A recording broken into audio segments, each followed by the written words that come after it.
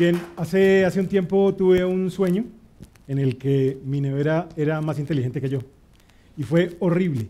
Era un sueño que se desarrollaba y se unían otros aparatos en la casa y se ponían a hacer bromas y a fregar la vida. Y aunque algunas de esas bromas pues, finalmente resultaron siendo muy buenas, uno llega con el tiempo y ya no aguanta más y se despierta. Después de que me desperté me puse a pensar, bueno, ¿qué tan lejos estamos de llegar a ese punto? No de llegar al punto en que yo sea menos inteligente que mi nevera, sino llegar al punto en que los aparatos realmente puedan sostener una conversación, algo así como lo que aparece allí en esa diapositiva. Y entonces uno podría pensar, tal vez no estamos tan lejos de que eso suceda. Inclusive puede que ya esté sucediendo. Porque uno empieza a pensar dentro del contexto del tema smart. Ahora los aparatos, todas las cosas son smart, ¿cierto? Ahora el teléfono es un smartphone y el reloj es un smartwatch y la tele ahora es un smart TV e inclusive los agentes del recontraespionaje eran smart o siguen siendo smart. Y habría que fijarse en el smartphone de Maxwell Smart. Pues finalmente este tipo de cosas lo ponen a pensar a uno en cómo serán los tiempos que vienen en relación a estos temas. Y pues finalmente me puse a hacer un pequeño ejercicio de futurología, cosa que no es sencilla.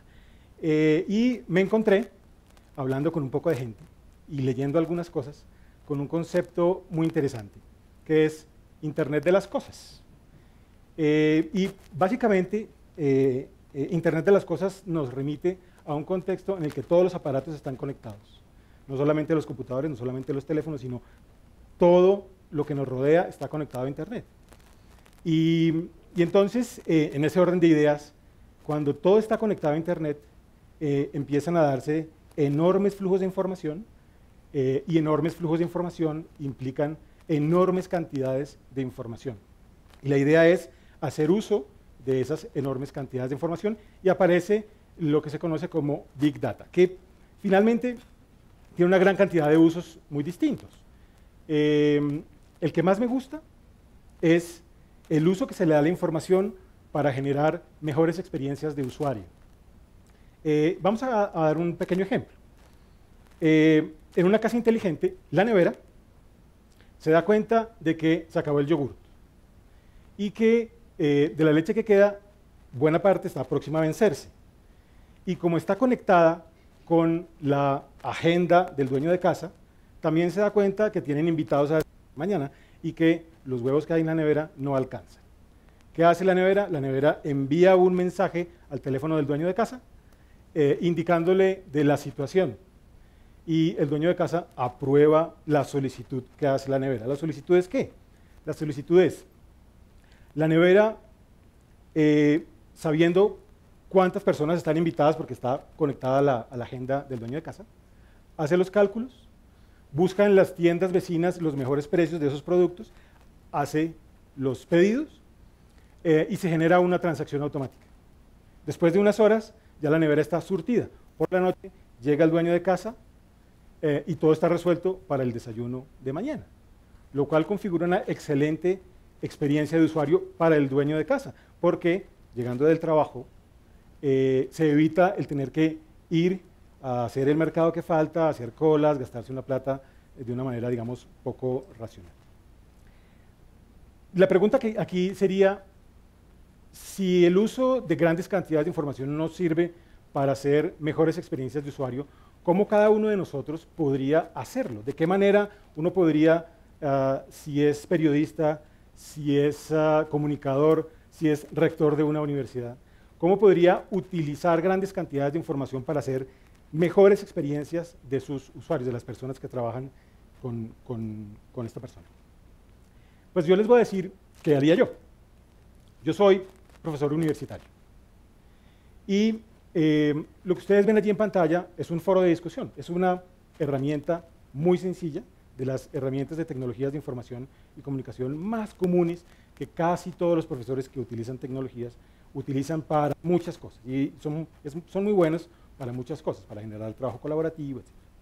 Y lo que uno puede ver en este foro, pues es una gran cantidad de cosas, y muchas de ellas ayudarán a cumplir los objetivos que se proponen para una cierta actividad. Uno puede ver aquí quién participa en un foro, quién dice qué, cómo lo dice, cuándo lo dice, quién contesta. Puede darse uno cuenta de muchísimas cosas, pero buena parte de la información está oculta y buena parte de la información útil para un profesor todavía permanece oculta. ¿Qué tal si, además de ver esto, podemos ver esto? Esto es una representación de las conversaciones de ese foro de discusión.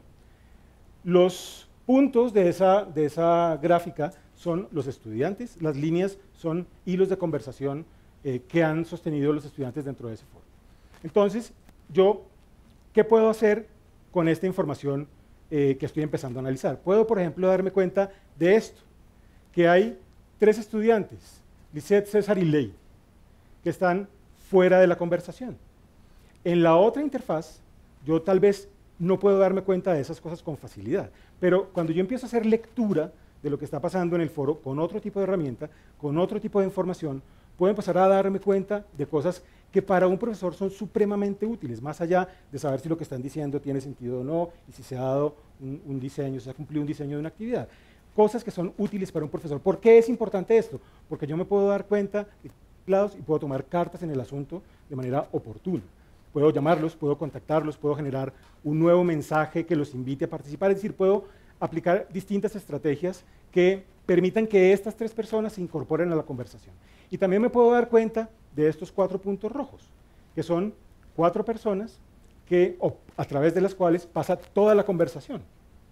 Serán personas especialmente importantes para mí, interesantes para mí, para efectos de poder analizar qué están diciendo ellos. Ellos son o se comportarían como una especie de líderes del grupo, en donde juegan un papel fundamental dentro de la conversación, y es muy interesante empezar a mirar qué tipo de conversación están gestando ellos. Esto es un ejercicio típico de Learning Analytics, el uso de Big Data, aunque esto dista mucho de ser Big Data, no es ni siquiera Medium Data, tal vez es un Small Data, pero el principio es básicamente el mismo, el uso de información que generan las mismas personas en beneficio de, en este caso, de su propio proceso de aprendizaje. Ahora, proponemos a Learning Analytics como una alternativa para intervenir la crisis actual de la educación, porque en noticia la educación está en crisis. Y pareciera que eso no es nuevo, realmente yo creo que llevamos mucho tiempo hablando de lo mismo. Me encontraba yo precisamente con una frase que vi en una publicación del 2007. Y pues bueno, podríamos leerla, pero cuando hagamos lectura de esto, realmente lo que vamos a encontrar allí es una radiografía bastante cercana de lo que podrían ser muchos compañeritos de mis niños, o inclusive algunos de los míos en algunos momentos. Mirando la cosa como en el panorama, pero yendo un poco más allá, me di cuenta de que la persona que publicó esto en el 2007 hacía una referencia en un libro donde había publicado exactamente la misma frase en 1953. Pero yendo un poquitico más, ese libro de 1953 decía que quien había dicho esas palabras originalmente era Platón, hace 2400 años. O sea, la juventud de hace 2400 años realmente parece ser, es bastante similar a la de 2016. Y de alguna manera, lo que es la juventud es un reflejo del sistema educativo que los forma. Ahora, decíamos que Learning Analytics puede ser una forma de intervenir algunos aspectos de la crisis actual de la educación.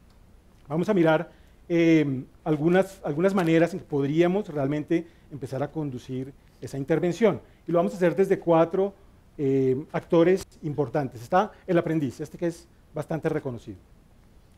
Está también el maestro, que es igualmente reconocido. Está la familia, una familia un tanto disfuncional, si me permiten decirlo. Y están los directivos. Vamos a mirarlo desde esas 4 instancias distintas.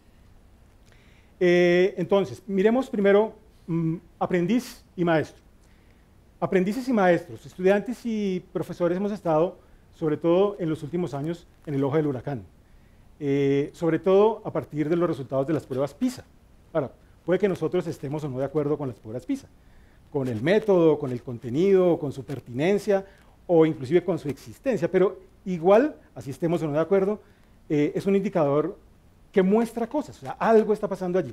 Lo que podemos ver aquí en este mapa es la radiografía de los resultados en matemáticas.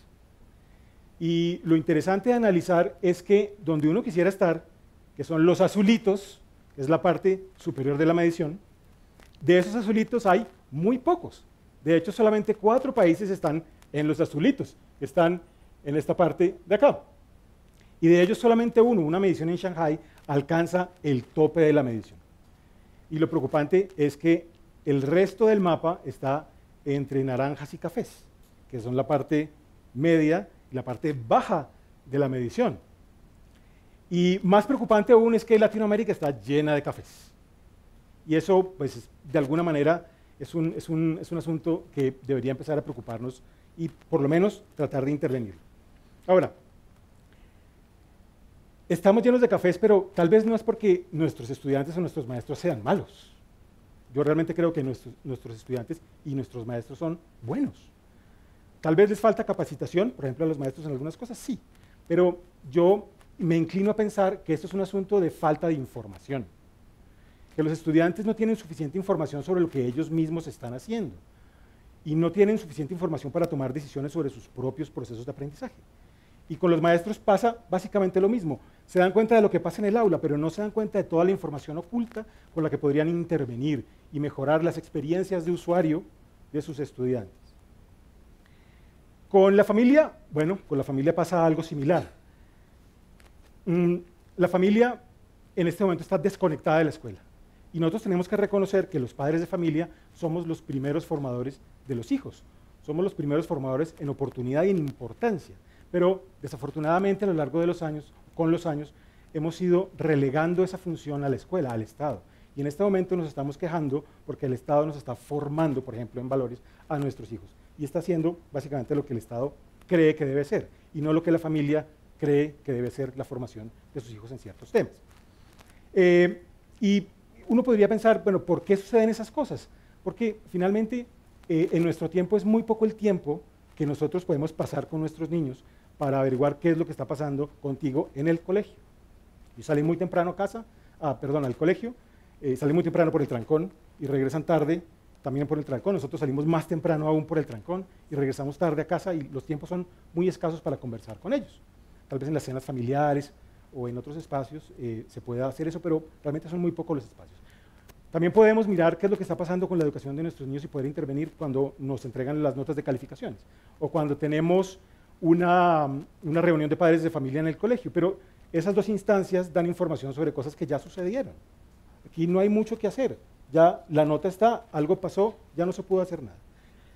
Si la familia tuviera la posibilidad de buscar información producida por los niños, producida por el colegio, analizarla, descubrir esa información oculta e interpretarla, podrían tomar muchas y mejores, bien informadas decisiones sobre el devenir de la vida escolar de sus hijos y tratar de hacer una pequeña reconexión con la escuela, con el proceso formativo de sus niños. Y algo pasa muy similar también con los directivos. La dirección es una labor eminentemente prudencial y las actividades prudenciales requieren buena información, suficiente información. Las actividades directivas son las que en este momento están haciendo más uso del Learning Analytics. Tienen mucha información sobre qué hacen los estudiantes, qué les gustan los estudiantes, cuántos son, de dónde vienen, etcétera, etcétera. Hay mucha información y se está utilizando mucho en este momento desde el punto de vista de la planeación, del establecimiento o caracterización del mercado, pero todavía hay muchas cosas por hacer sobre asuntos que tienen mucha relevancia en el devenir de una institución educativa, como por ejemplo el currículo, la enseñanza o la evaluación, etc. Allí todavía hay una gran cantidad de cosas por hacer. Sin embargo, si nosotros hablamos que Learning Analytics debería ser un asunto que concierna al estudiante, al profesor, a la familia, al directivo, estamos hablando básicamente de que debe concernir a todo el mundo. Y ahí tenemos una de las primeras barreras, porque para hacer Learning Analytics es necesario tener un conocimiento y unas habilidades que están restringidas hoy a perfiles altamente técnicos, y eso no debería ser así. Si nosotros no hacemos que Learning Analytics sea un asunto de todo el mundo, no se va a poder hacer una aplicación de ese concepto para hacer una intervención sobre el buen manejo de la información en educación. Algo así como tratar de transformar perdón, lo que se conoce como alfabetización informacional en una cosa un poco distinta de lo que realmente es hoy. Involucrar el Learning Analytics como parte de lo que cualquier ciudadano del siglo XX debería saber y saber hacer. Y finalmente, está uno de los temas, finalmente, pero no por último, ni porque sea menos importante, está el componente ético del Learning Analytics. Learning Analytics es una herramienta, como cualquier otra, y como cualquier herramienta, uno lo puede utilizar para bien o para mal. Learning Analytics nos sitúa, nos para en una línea muy delgadita entre convertirnos en un sistema tipo gran hermano, un sistema intrusivo, que ponga en tela de juicio, que se meta mucho en la privacidad de la gente o que sea predeterminativo. O, por el contrario, podemos ser parte de un sistema de apoyo que finalmente logre generar mejores experiencias de usuario para nuestros estudiantes, mucho más humanas y mucho más enriquecedoras. Muchas gracias.